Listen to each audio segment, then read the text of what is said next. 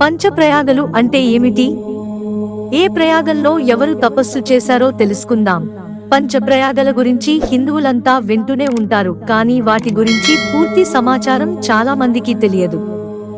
అసలు పంచప్రయాగని వేటిని అంటారు? ఎందుకు వాటిని పంచప్రయాగలని అంటారో తెలుసుకుందాం.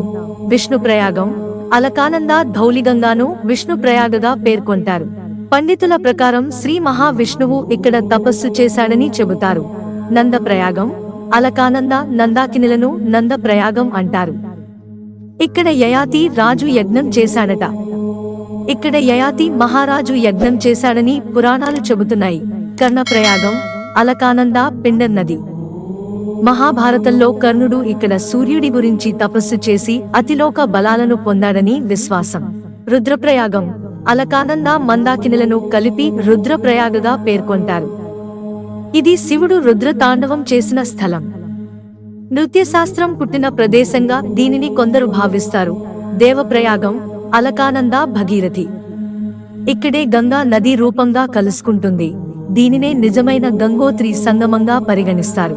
మిత్రులారా, ఛానల్ సబ్స్క్రైబ్ చేసుకోవడం మర్చిపోకండి. ధన్యవాదాలు.